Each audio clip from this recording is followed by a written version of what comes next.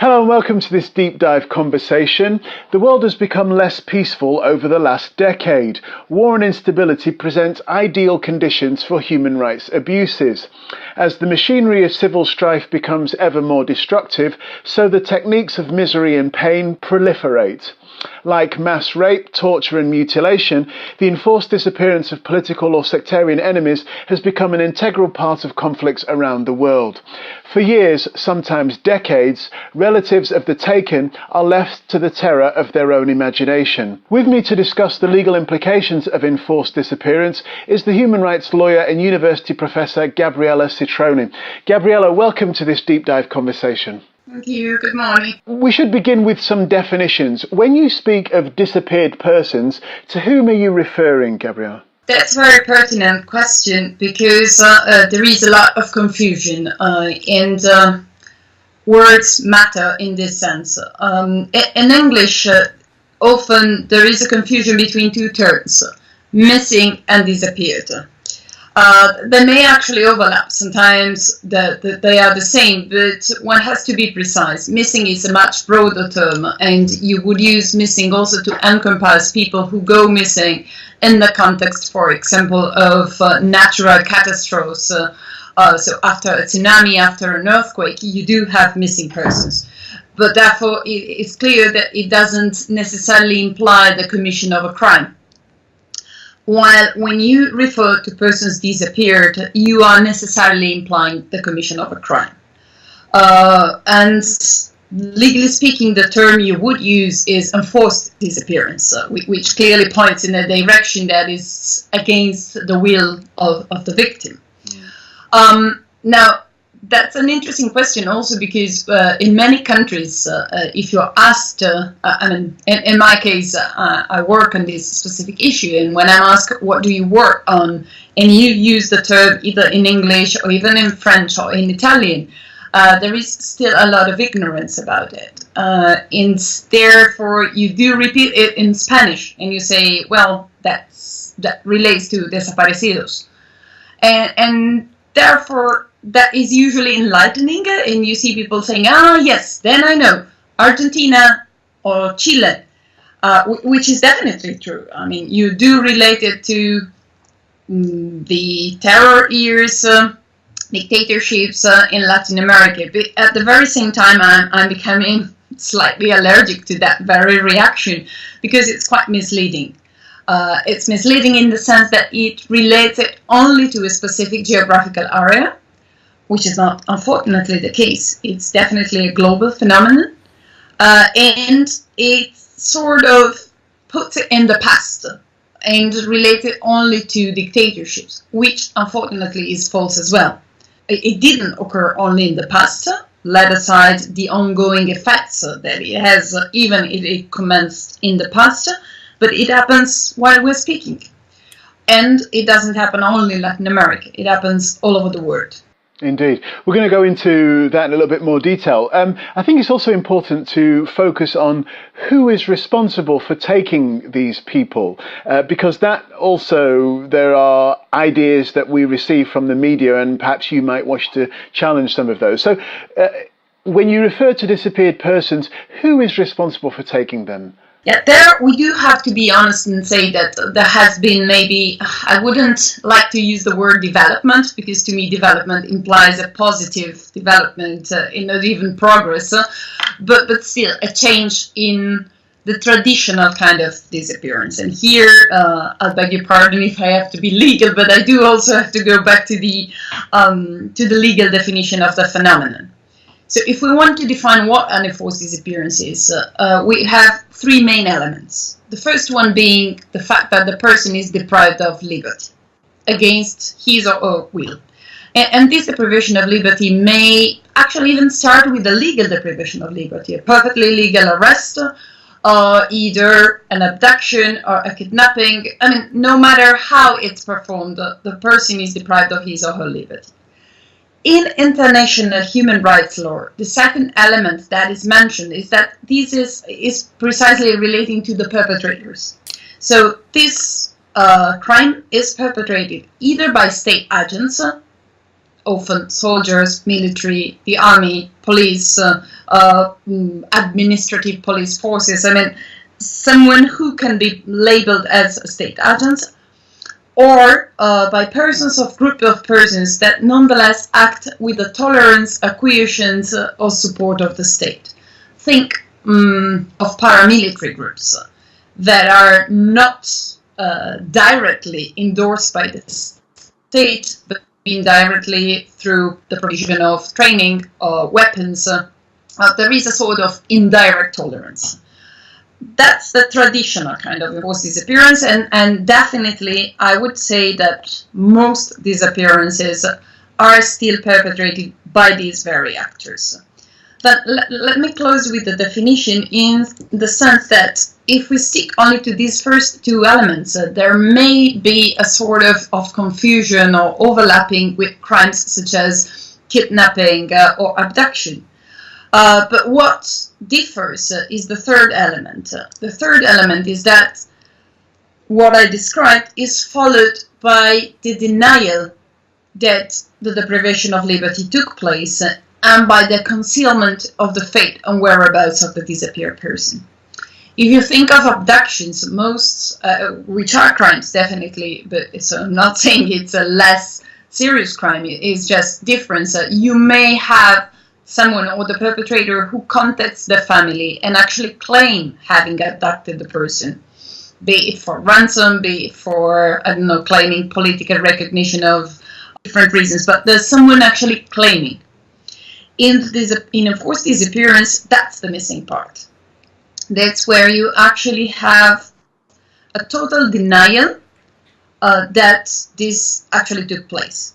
A total denial that there has been a deprivation of liberty. So if we take the previous example where a person was arrested, then you would have detention facility officers that deny this and say, we don't know what you're talking about.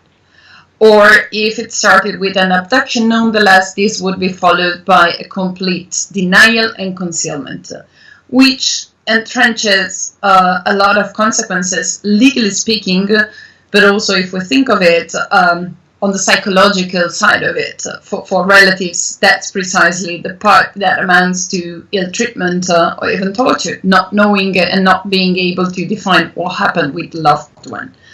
Now, to finalize the answer, the precise answer to your question, who perpetrates this? I mentioned that there has been a change in the sense that historically that's a state practice. Nowadays there are some contexts where this is used and perpetrated also by non-state actors.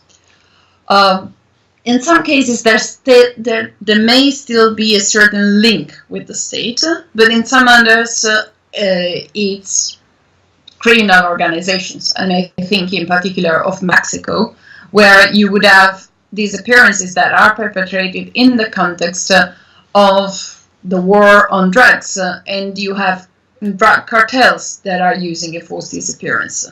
Right. So there we do have definitely a change, and legally speaking, this is a very delicate question because usually and traditionally that was related only to something that had a certain degree of link or relationship with the state. Today we are opening up and saying that at the end of the day there are also other actors. Why do I say that this is very delicate? Because if we open up too much, saying that no matter who can perpetrate an enforced disappearance, and then it will fall within the definition, we may risk diluting too much. So, Dr. Citroni, you mentioned then that you don't want to open this up, but it would seem to me that just from what I read in the newspaper, see on television, this situation is becoming very complicated. So, for example, you've got militias in Rwanda, for example, who may or may not have been connected to governing authority. You've got Boko Haram in Nigeria. You've got ISIS in Iraq. You've got crime syndicates you've already mentioned in Mexico and in other countries in Latin America. From the point of view of legal efficiency, it would be so much easier if you were just dealing with state actors, where there was legal warrants, a paper trail, because that's what you do. You intervene on behalf of families. How how can you be active in a situation where you've got so many different groups whose links to state organizations are in question, but also may well be exercising authority of a state? How complicated is the situation now, I think is my question. No, it's definitely complicated, and I guess that's where we do have to use all the means at our hands. Let me try to phrase this. Enforced disappearance lies at the crossroad of different branches of international law. You have the criminal law aspect, the human rights law aspect, and the humanitarian law aspect. So, good news, enforced disappearance is prohibited under the three branches. If we stick to the international criminal law aspect, that definitely encompasses both state and non-state actors. So, for example, in terms of crimes and enforced disappearance when committed as part of a widespread or systematic attack, and if I think of the examples you provided, most of them would fall under this, or would meet this threshold, then we would consider internationally criminally responsible both state actors, if they are those perpetrating, and non-state actors, as long as we can consider them a political organization under the Rome Statute. So there we would be able to establish criminal responsibility at the international level.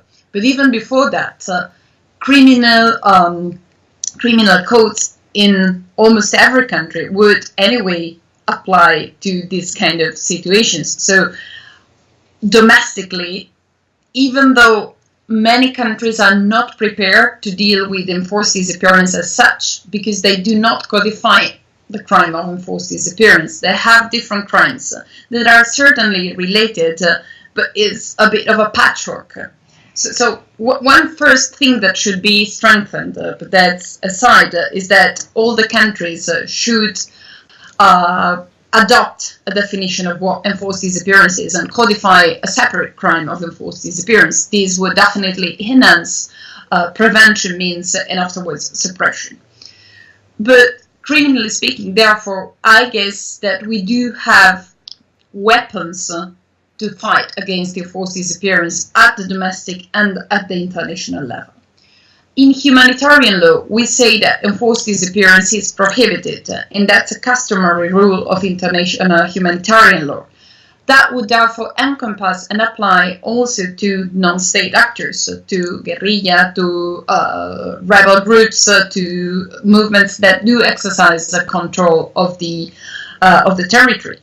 And under international humanitarian law, the main rule when it comes to persons, and in international humanitarian law, you tend to use the term missing, that in many cases actually refers to persons victims of enforced disappearance, but you leave it more broad.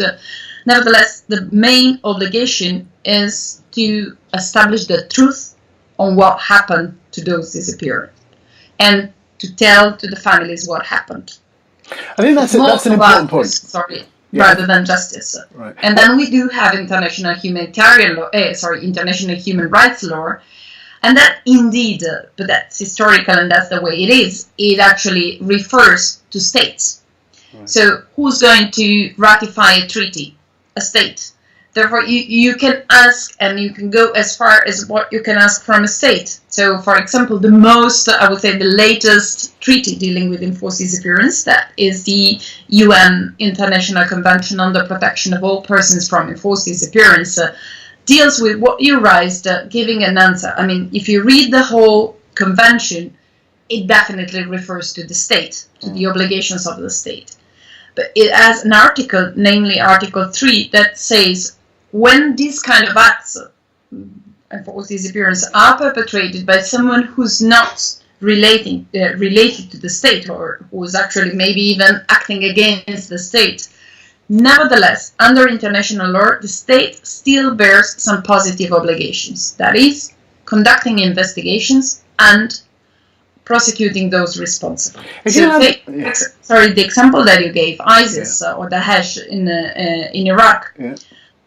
Iraq would still be responsible to investigate the cases that are reported, even though they are committed by Daesh, and to prosecute and sanction those responsible. If you allow me to come in there, and then Dr. Citroni, I understand that the situation is very, very complicated, and it would be just an easier path from a legal point of view, from the procedural point of view, if you were dealing with state actors. You may well, at the end of your work, be able to establish criminal responsibility. You say the aim is obviously to establish legal responsibility. But what is the purpose? When you intervene, and we're going to go a little bit more into the work that you do, when you intervene on behalf of a family, what do they want? Do they want damages? That's much easier to obtain if it's from a state, I would imagine, than from a militia or a crime syndicate. Or do they just want information about what has happened to the person, or the production of the body, so to speak? What are the avenues open to you from a legal point of view? That's a very interesting question, and it's difficult to give you an answer that fits all over the world. In the sense that, in my experience, and I work in Europe, in Latin America, in Asia, and in Africa, I could give you a different answer depending on the country you refer to. But to try to to come to a common ground, I would say that there are 4 demands.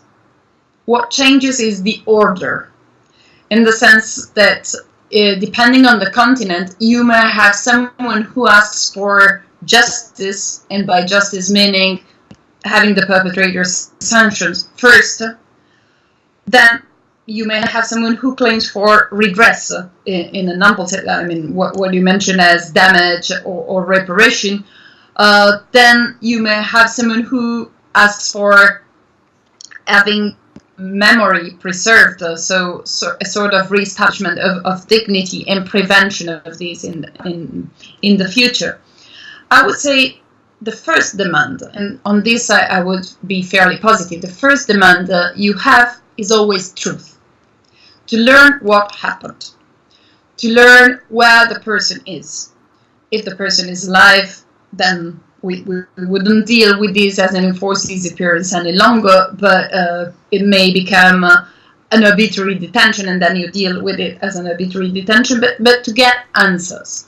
If the person is dead, then the question becomes, where are their remains? Because that's very important under all different religions, beliefs, and philosophies to have a closure.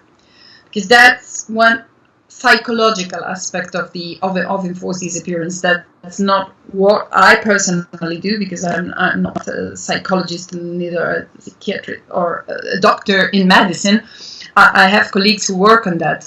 But enforced disappearance has a tremendous psychological impact. So there's also that part.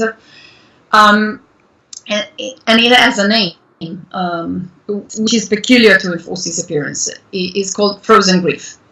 The fact that you cannot grieve because you don't know what happened. And that's related in legal terms to establishing the truth. If you know what happened, no matter how tremendous, you may learn that your loved ones have been killed, but you are able afterwards to grieve and to work on that. So this aspect, knowing the truth, is the very first demand you have. How to know the truth? Well, this varies in different countries. Some countries, and I think of Colombia, for example, because I just came back, they do have a specific state authority, well, recently established, that is in charge of searching for those disappeared. So there, my personal work would also be to support relatives to approach this entity and to trigger an effective search. Because one thing is to have an authority in charge, then a different thing is that the search is performed in a proper manner and in an effective manner. In other countries, you do not have these specific mechanisms. So the idea is to also identify which door you should knock at to get some sort of search. There are 2 aspects related to this. When you want to establish the truth, of course, what you have to do is to search. But there are differences. Whether you search for person, let's say within 24, say 48 hours from the disappearance, there you most likely are looking for someone who most likely is alive. So you do have to perform a certain number of tasks with a certain mindset. A different thing is if you are searching for someone who disappeared maybe 30 years ago, then maybe, and I've run into cases mostly relating to Morocco, where people who have been disappeared over 16 years resurfaced alive. So you do not say necessarily I'm looking for someone who's dead, but in countries, and now I think of another country I'm working in, Mexico, where you know that there are hundreds of mass graves, you know that you have to take certain measures to search most likely for the mortal remains and to conduct identification, forensic work, and so on and so forth. A third and different approach is when you are looking, and there is a whole phenomenon for children who are victims of disappearance. In that case, most likely you are looking for someone who's still alive, but most probably under a different identity. So there, you do have to adapt the kind of measures that you take. One thing that I would like to point out, that even in countries, and this is common, where relatives are so desperate that would tell you, look, I'm ready to give up redress or getting damages. I'm ready to give up justice as long as I learn the truth. And as I said, this happens a lot, is out of despair. When this happens, even if the person learns the truth, in a few months, years, the need for justice will come back. So the same person will say, well, now that I know the truth, I would like to see those responsible for this prosecuted, and I would like to see them paying. Mostly in places where the community may be not that big, or villages, and you may even know who the responsible person is. From the legal treatise then, there is no end date in this process. This can go on until justice is seen to be done. No, you're very right, and that's one of the characteristics of enforced disappearance. Enforced disappearance as such, as a crime, is a continuous crime, because it starts on the day the person is disappeared, and it continues until when the fate and whereabouts of the person are established with certainty. But even then, let's assume I do find a person who disappeared, let's say even 30 years ago. I find the body, I identify the body. On that day, I could say that I do not call the person disappeared anymore, because I know what happened. But this does not prejudice all the other obligations that the state still has in terms of investigation, in terms of providing redress to the family. So indeed, it is something that must be looked at in the medium-long term. Because and that's something that must be taken into account also when countries are adopting policies to deal with enforced disappearance. For instance, Colombia or Mexico, they are doing it right now, and you see a tremendous machinery in terms of new unities, mechanisms, organs of the state. But this may sound trivial if you don't think that this is not going to last 1 year.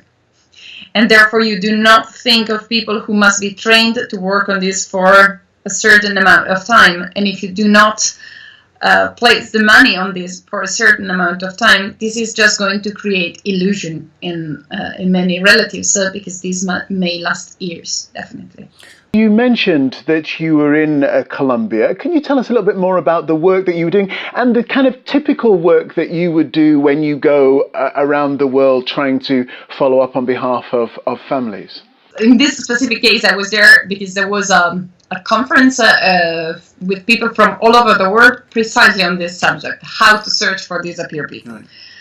That was convened in Colombia because Colombia as I said, is trying to address this. So historically, it's a very important moment. They are setting up the basis for future work. So they wanted to have experts from all over the world. So in that case, indeed, I was also together with relatives traveling from different countries, but it was more of, I wouldn't say academic, because at the end of the day, it was a very practical work, but related to trying to find or good practices or setting standards in terms of how to search for effectively for disappeared people. But then if I don't refer to that specific trip, then it varies as well. But usually I work for an NGO that provides legal support to victims of gross human rights violations. I specialize on this. So I'm mostly working right now on Mexico, Nepal, and Bosnia and Herzegovina, sometimes other countries as well. But then what I would do if I travel to the country is to meet either with representatives of associations of relatives of disappeared people. Most of these countries, and in most of the countries that know enforced disappearance on a systematic manner, eventually you do have a number of associations of relatives. I would support them on the one hand, in many cases, in studying the legal framework and seeing whether there are gaps, drawbacks, flaws that should be addressed to enhance the possibility for them to look for the person or to obtain justice or to obtain redress. And in many countries, indeed, there are serious legal obstacles that should be overcome. On top, I do work on individual cases, and therefore that would mean sitting with the family, gathering all the documentation, and then undertaking the necessary steps. First, to try to obtain some results at the domestic level, and when this proves impossible, turning to international bodies, and then that would depend. It could be the Inter-American system if we are referring to Mexico or Colombia, for example, the European Court of Human Rights if we are referring to Bosnia and Herzegovina or Turkey, and I'm thinking out on top of my head, but then it could be the UN committees if we are referring to Nepal, for example, but that's the only possibility you have. It strikes me that the families are quite courageous to hire a lawyer, given that they already know the terrifying power of the adversary. It seems almost counterintuitive that they would still have this desire to engage in a process when they know just how devastating the opponent can be. I would say that you use the right word. Courage is the word I would use to summarize what I've learned over the past 20 years working with families. It's striking. You see some situations where it's not only something that drains their energies, because you might be struggling for 20 years and yet it's still not enough. But in many countries, this endangers physically themselves. The fact that they are claiming for justice, the fact that they are speaking up publicly puts definitely a spotlight on them. And in countries like Mexico, Colombia, this may mean that you are the next in line for reprisals or for enforced disappearance. One has to be honest. This has never stopped relatives across the globe. This is an interesting story. If you think of one of the most famous associations of relatives of disappeared people, Madres de Plaza de Mayo in Argentina, the three founders were actually disappeared themselves, precisely because they were claiming to establish the fate and whereabouts of their sons. And when they started this, the state was labeling them as las locas, the crazy ones, because that was what the state was saying. Well, what are you saying? Disappearance does not exist. And you're right, even disappearance per se is counterintuitive. People do not disappear. They do not disappear. You are born, you live, you die, but you do not disappear. So the interesting part of the story is that the three ladies that founded Madres where disappeared themselves. A few years ago, I guess it was 2005, if not 2005, 2006, the mortal remains of one of them were found actually because the Rio de la Plata brought back the mortal remains to the city, and they were found, forensics were performed and identified. And it was very strong that one of the sons of this lady said, well, she was struggling so much in life, she even came back in death to still claim for establishing the truth on the other missing persons or the disappeared who have not been identified. So it's something really telling. And I have to say, I admire this a lot. Is it important in terms of making a legal challenge to the enforced disappearance of people that there is an international cadre of experienced lawyers such as yourself?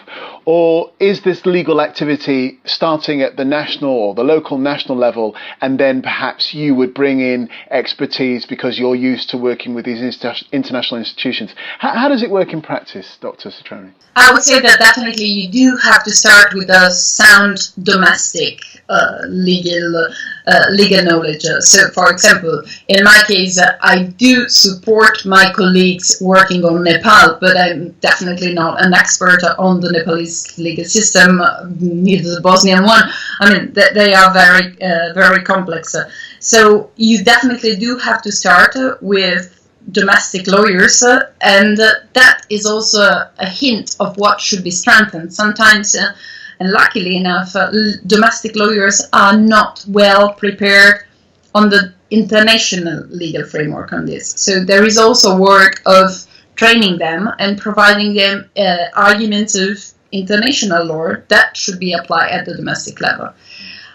If that does not work, and in many cases it doesn't, then providing legal expertise and thinking of international litigation is where you jump in, and you would use the expertise that you have from an outside perspective. Dr. Citroni, is the enforced disappearance of people, is this on the rise? Or is it just that we're becoming more familiar with just how terrible a crime it is? I'd say both. Indeed, it is becoming something a bit more known. Unfortunately, I would like to see disappearance disappear. But at the same time, indeed, it is on the rise. I was just revising data before we started talking, and last week in Geneva, this body of the UN that deals with enforced disappearance since 1980, it's called the Working Group on Enforced or Involuntary Disappearance. It held its session. So it's revised 1,000 new cases from 40 countries, and in the past months. So these cases refer and were reported within the last 3 months. You have to project this number. I don't like using numbers when I refer to this phenomenon because I think it might be slightly... An underestimate? Yes, well, definitely. There is a huge problem in terms of underreporting. And then numbers, when you refer to enforced disappearance, may be highly controversial. Because whenever you even have a number, it's clear that it is not precise. Enforced disappearance, by its own nature, it's shrouded in secrecy. So you never know the precise number. When you have a number that has been acknowledged by the government, you know that most likely the real rate is much higher. So if we have 1,000 reported, you have to multiply it. On the one hand, because many may fear reporting today and will report it in the future when they feel a bit more secure.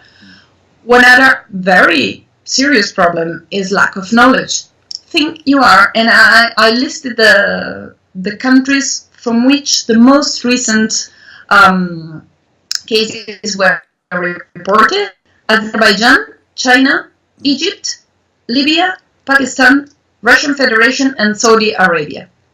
This doesn't mean that it doesn't occur in other countries, but these are the most, from where cases were reported to the working group. I mean, think being in Libya right now, or Syria, which is another country from which many reports come, and you are facing a very harsh situation per se. You don't necessarily know that there is a working group in Geneva to which you can report. So it's also out of ignorance, and you can't blame families for not knowing that they have this venue to which they can turn. Besides this working group, there is another UN, let's say, dedicated body, that is the Committee on Enforced Disappearances. For that, you need your state to have ratified the international convention I was mentioning earlier. And there, if you look at what they call urgent actions, meaning enforced disappearances occurring now, while we're speaking, you have two countries that definitely lead the list, that are Mexico and Iraq. So if we use these numbers and if we see how these bodies are being used, unfortunately, it is on the rise. Basically, what is on the rise, and it occurred even before, so maybe this is a case where we do have more knowledge right now, is what is called short-term enforced disappearance. Persons who are deprived of their liberty, kept for a few days, max 2 weeks. They are tortured, usually, to extract confessions, informations, and eventually they resurface alive. Even though it's only for 1 day, that would still make it an enforced disappearance. The number of registered cases of this particular practice is on the rise, especially in countries such as Bahrain, Saudi Arabia, Egypt. As I said, it's not that it was not used before, but numbers are quite impressive in this specific context. Why did you get interested in this work? You're based in Italy. One would like to hope that this kind of thing doesn't happen, so let's hope that you don't have direct experience of this in your own country. So how did you get interested in this area of legal activity, Dr. Citroni? Well, at the beginning it may have been a bit of a coincidence. When I was writing my thesis, I was writing a comparison of the jurisprudence of the European Court of Human Rights and the Inter-American Court of Human Rights on the right to life. Most of the judgments delivered by the Inter-American Court of Human Rights concern enforced disappearance. So theoretically, that's when I also realized legally how many consequences, how many fascinating aspects are there, even though I do not like to use this adjective when referring to enforced disappearance. But when I graduated, I moved to Peru, and when I landed in Peru, it was the day on which the local Truth and Reconciliation Commission was delivering its final report. And most of that report concerned also enforced disappearance. And I was working with the local university, whose dean at the time was the president of the Truth Commission. So from there, he said, well, you have definitely to meet with relatives of disappeared people. You will see, that's very interesting.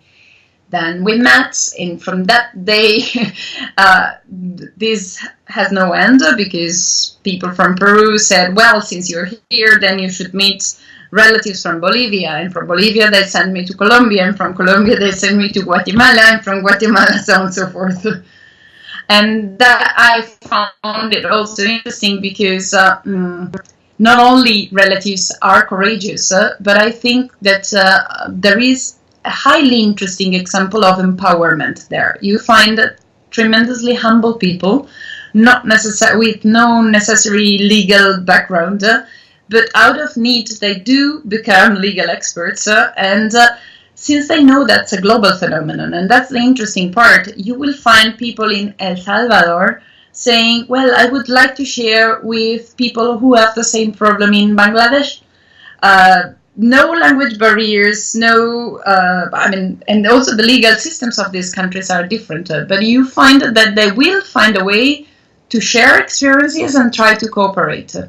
That's tremendously enriching. You've mentioned that you're active across the world. If we could just look at the situation in Europe, you've spoken about the fact that you work for families in Bosnia-Herzegovina. I think from the media, this issue of enforced disappearance may well also implicate other countries in the Balkan area. Of course, there is still concern in countries such as Cyprus and Turkey about this issue. So is Europe moving beyond this? Because allow me to say that in the popular imagination, this is a problem that we locate in Africa and less developed democracies in Latin America.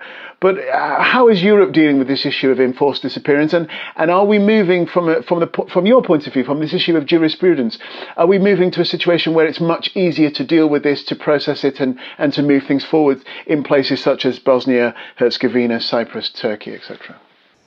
I would say it's difficult to find a common answer because there are some differences between the countries. For example, Bosnia-Herzegovina has progressed a lot over the past 5 years.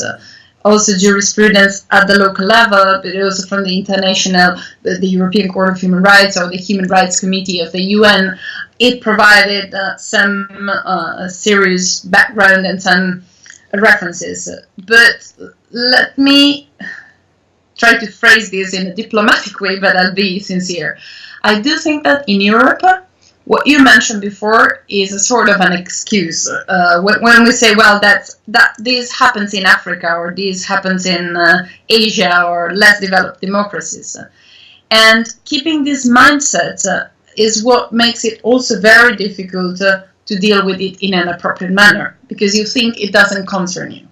So this allows, and that's the second point I wanted to make, for some countries that in the Council of Europe had traditionally, unfortunately, used enforced disappearance. And I think of all the cases in the Russian Federation and all the republics there. Cyprus is a different story I will deal with later, or Turkey.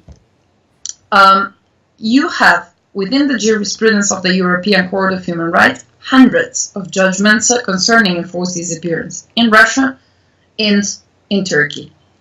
One would say, well, that's a step forward, true, but then you look at the situation and you see that, for example, in Turkey, this is occurring again.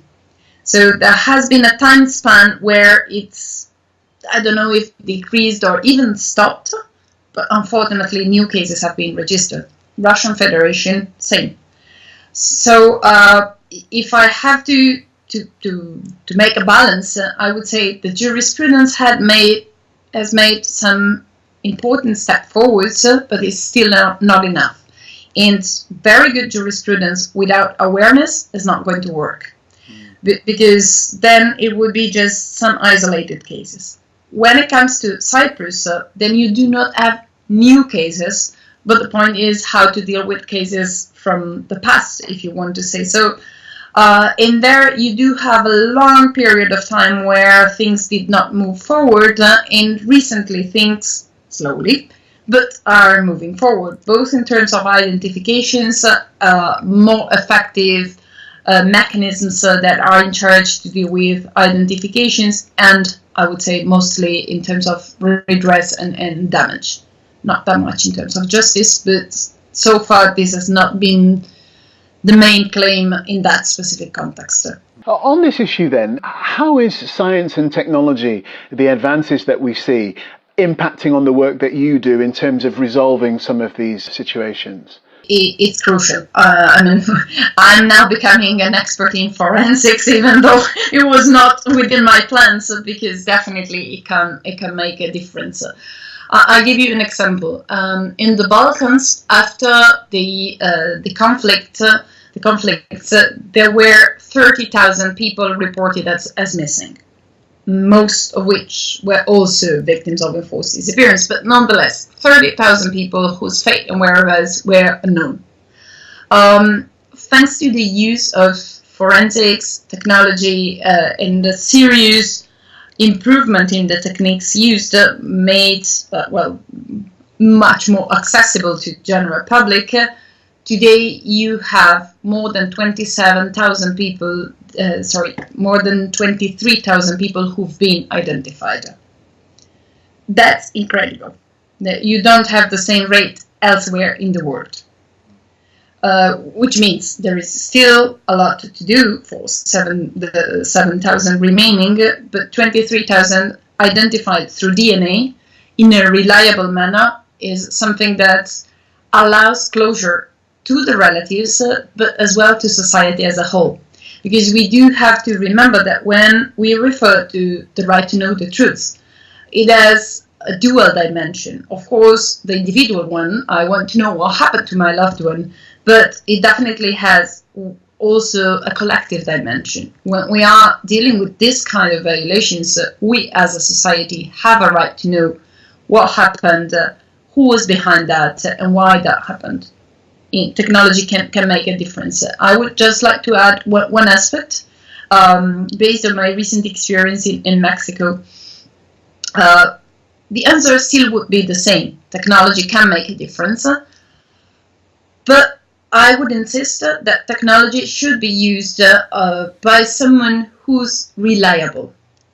Let me explain this. In Mexico, they do have a national forensic team. Unfortunately, there have been cases documented where dealing with evidences has not been that transparent. They even tampered evidences, and they misidentified and gave the body of someone back to the wrong family. You can imagine how disruptive this is, and disruptive of trust. So what they are doing now and what is happening is that you not only have the latest technology in place used by the domestic authorities, but usually families claim the right to have also the intervention of independent experts in forensics. And you do have some NGOs that carry out an outstanding work in this sense. I think of the Argentinian forensic team that has been doing a tremendous work across the world. The Peruvian anthropology team is also very good, and you have big international organizations such as the ICMP, which is the International Commission on Missing Persons, who are specialized in DNA matching, DNA collection, profiling. Their profile that is seen as independent compared to domestic authorities, together with what domestic authorities can deliver, is crucial to deliver not only a precise answer, but also a trustworthy answer. You're raising a really important point there. Who pays for this investigation? Because if, as you've mentioned, under legal treaty, governments have a duty to investigate, isn't there a situation where governments may well be marking their own homework, so to speak, if they are the ones who have to carry out the investigations, and as you say, this investigation could be manipulated or corrupted?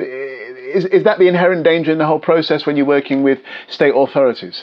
That's where we would have maybe to make a difference, referring to the stage in which we are considering the situation. So let's assume that an enforced disappearance occurs today in a country where it's occurring on a systematic manner. The responsibility is definitely still with the state. So the state has its authorities that have to do their job. And on this, I guess we wouldn't argue. But there, I would assume that it's important to have a sort of check and balances in place, where you can also have independent experts intervening. Maybe not necessarily in each and every case, because that would not be viable, but on some strategic cases where you can also pinpoint what are the structural deficiencies of a system. And there is where you do have NGOs, or, for example, there has been a recent example in Mexico again, where a group of independent experts was set up, paid by the Inter-American Commission on Human Rights as part of an interim measure adopted in a very famous case, that is the one concerning the 43 students disappeared in Ayotzinapa. So the presence of this group, paid by an external actor, gave a lot of confidence to relatives that they were doing a proper job. And it pinpointed the deficiencies of the system, where you do have a system in place that is expected to do something, but is not working properly. Now, I do think this kind of exercises is very necessary, very important. I know at the same time that it may create some sort of expectations for all the other cases, because then if I were a relative of someone who disappeared and is not part of that very famous case, I would say, well, why doesn't my case deserve the same kind of treatment? Right.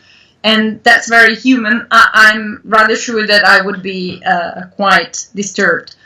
But one has also to understand that if this kind of targeted interventions, if we want to call that, them that, if they are carried out in a proper manner, they do tend to provide an analysis of the situation that goes beyond the single case. And therefore, the product of this kind of investigations can be used, adapted to also to other cases. And this is happening, for example, with what I quoted before. Even though the group of experts in Mexico focused only on one specific case, the kind of analysis that they produced on the drawbacks of the system is now being used also in other cases, because at the end of the day, the kind of problems encountered are the same. You've mentioned earlier, Dr. Citroni, that the European Convention on Human Rights is an important legal text which governs what actions governments must take, states must take in this area. From somebody who has now an international experience spanning many regions, what is it that governments in Europe are not doing that you think they should be doing? First, one has to say that if you look at the European Convention of Human Rights, it doesn't refer to enforced disappearance as such. I mean, it was written in 1950. The phenomenon was not even called enforced disappearance at the time. So you do have the basic civil and political rights, right to life, prohibition of torture, right to personal freedom. And there is a problem. So, for example, if one has to litigate a case of enforced disappearance before the European system, and therefore it's the same problem for judges when they have to adjudicate a case, you have to use that text. And there you would have to answer to a question that may seem trivial, but is not. Which rights are violated by an enforced disappearance? I guess we may discuss this for the next 3 hours, and we may or may not agree, or there may be aspects. So this question forces the European Court of Human Rights to say, okay, the right to life and maybe the prohibition of torture, but the prohibition of torture vis-a-vis the relatives and not the direct victim. Definitely the right to personal freedom, but not necessarily the right to family. So you have a sort of patchwork that at the end of the day may provide an answer, but it does not encompass the complexity of such a complex crime, which is conceived to be complex. This leads me to one first important step that countries within the Council of Europe should undertake, in my view. Starting at the domestic level, that is, for example, codifying enforced disappearance as a separate crime under their domestic criminal system. If you analyze the Council of Europe, but this applies to the globe, you have very few, I would say within the Council of Europe, maybe just one, that codify enforced disappearance as a separate crime. Many do reproduce the definition of enforced disappearance that you find in the Rome Statute, that is when it's a crime against humanity, but it would apply, as I mentioned earlier, only to enforced disappearances committed as part of a widespread or systematic attack against civilian population with the knowledge of such attack, which is evidently a very high threshold. So an isolated case of disappearance would not fall within this definition, which would go back to a problem within the domestic legal system that is not enough.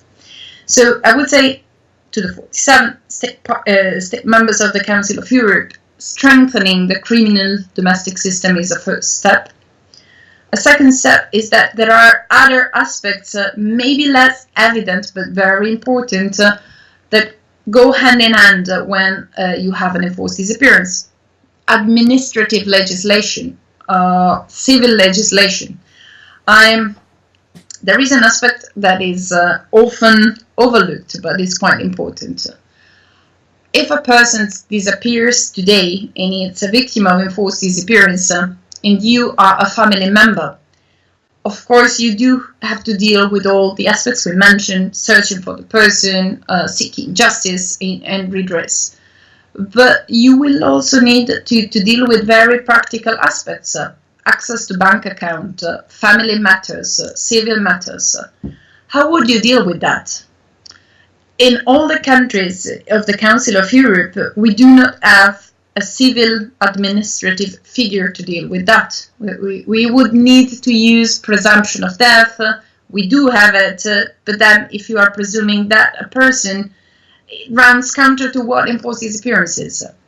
Some countries in the context of Latin America that encountered this problem created a new specific certificate, that is the certificate of absence due to enforced disappearance. The effects would be the same, but psychologically and also legally in terms of prescription, it makes a huge difference to label it as an enforced disappearance, which is what it is, instead of death.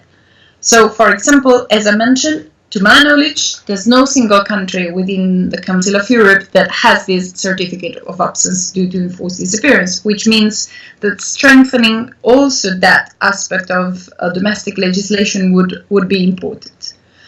On top of this, I would say that I mentioned earlier that the latest treaty on enforced disappearance at the international level is the UN Convention on the Protection of All Persons from Enforced Disappearance. It's not the miracle treaty, but I would say it's the state of the art when it comes to dealing with this practice. Many states of the Council of Europe have not ratified it or acceded to it yet, so that would also be a strong signal that they are serious in wishing to struggle against this practice and to prevent future cases from happening. On that point, do you believe that there is political will in Europe to update the convention with regard to the concerns you have around the enforced disappearance of people? Is it high enough on the political or maybe moral agenda for countries to commit to taking action to improve the situation? That's difficult to say. I would say that for some countries it is, but in our context in Europe, the stereotype we were referring earlier, in the sense that it's perceived as a problem from somewhere else, is still so much present that it doesn't make it a priority on the agenda. And what are you finding in these countries when you visit in Latin America, Mexico, Colombia, that you know particularly well? Are you finding that at national level they really want to tackle this issue? Is the pressure coming from below, or is it coming from above, so to speak? I would definitely say from below. If you look at examples also historically, I mean, Argentina. Argentina today is considered to be one of the countries that has done the most to struggle against enforced disappearance. Ironically, is the one that is worldwide famous for mothering the phenomenon. But why is it that today they changed or are changing or are in the process of changing, as I prefer to say? Because there has been an ongoing pressure from civil society organization and relatives. They've been there all the time. In Mexico, you do have a strange situation. Enforced disappearance, if we take as an example, was perpetrated even in the 60s. Then there was a period where it was not an issue anymore, and then it started again with tremendous numbers after 2006, when the war on drugs was declared by the then president. Over the, I would say, the first years, 2006, 2012, the state desperately tried to deny it. And they tried to say, no, it's not true, enforced disappearances are something that we do acknowledge, but from the past.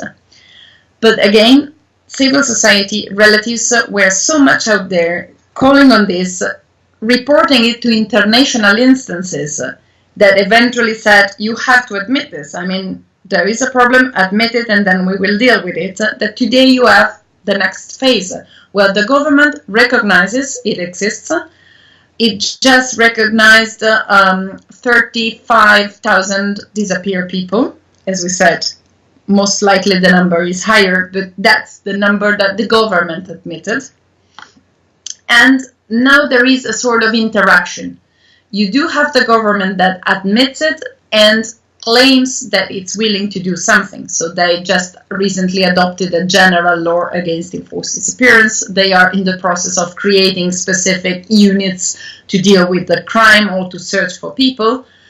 But at the very same time, you have still a very present civil society saying, we do not want this to be a sort of check the list, done, now I have a law, now I have a perfect and wonderful unit that doesn't work. And therefore, there is still the counterpart, that is international community, keeping an eye on Mexico and saying, well, now that you recognize, we do have to work and make a step forward. In Colombia is more or less the same, even though I would say, since you do have now the peace agreement, they are at a stage where they are literally, at least willing to work on this seriously at this very moment. You do have other countries, for example, I think of Nepal, again out of experience, where they set up a commission on enforced disappearance, referring to the disappearances committed during the armed conflict in Nepal that's ended in 2006.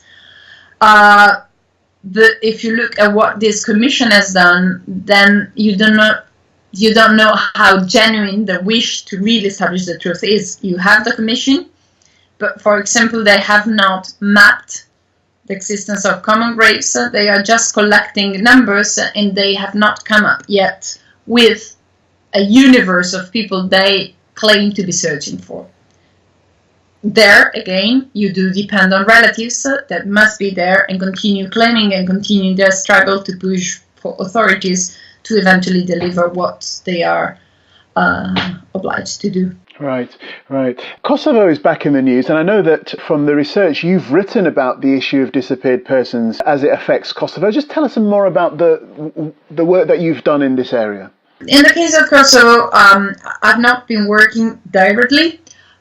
It was more of a research when the specialist chamber was recently established, because the issue of enforced disappearances in Kosovo has been there for quite some years. And Kosovo, if you compare it to other countries in the Balkans, is the one that unfortunately progressed the least in terms of justice.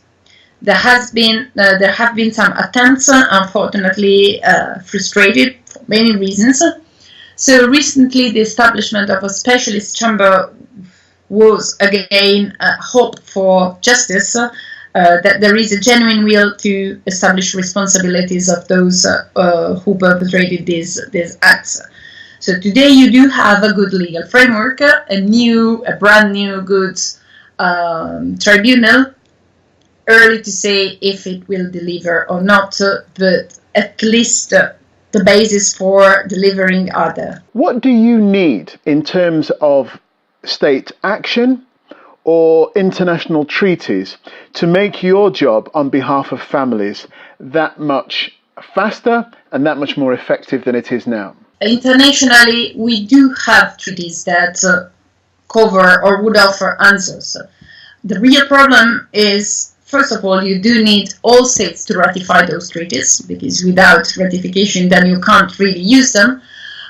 Second, a serious knowledge of the contents of those treaties, because I've recently run across many examples where states said, okay, we've been told that we had to ratify that, we did it, but at the end of the day, it's not known by those who do have to apply it in practice. So if judges, lawyers, law officials are ignorant about the contents, at the end of the day, it doesn't make any difference. So awareness raising, it's definitely very important among state agents to have it applied, but then implementation of what comes from the international level. Because even when you have a treaty, you may have judgments where responsibility is established, but those judgments remain unimplemented, then we're still at the same point, So I guess an increased ratification and undertaking of obligations, a better knowledge of those obligations, and a serious implementation of those obligations is what we need.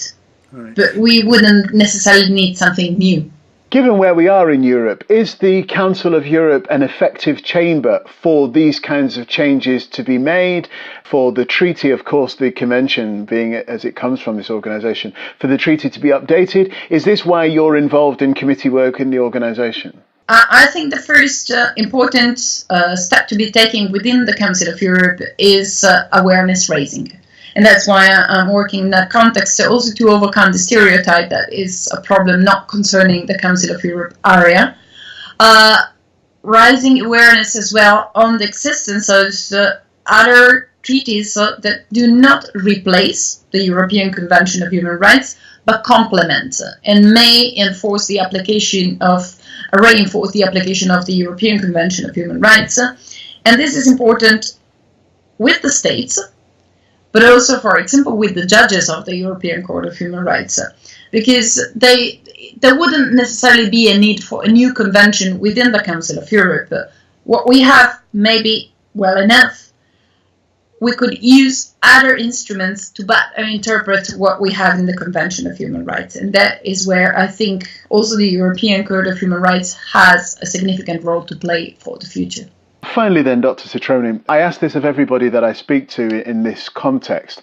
Do you believe that the arc of history bends towards progress? Difficult to say. I guess it depends on the day on which you ask me, but I'll try to be objective, and I'd say yes. I'd say we are progressing in the positive sense of the word, even though numbers may prove us wrong at times in terms of phenomena like enforced disappearance are increasingly being used. At the same time, I do think that if we have a look at the kind of responses, at the kind of knowledge that is slowly increasing, we are progressing. I guess there would be a need for fine-tuning between the progress in legal tools, awareness raising, and the phenomena. If we match the speed, then definitely we can overcome the problem. Excellent. On that note, Dr. Citroni, thank you very much for your time. Thank you.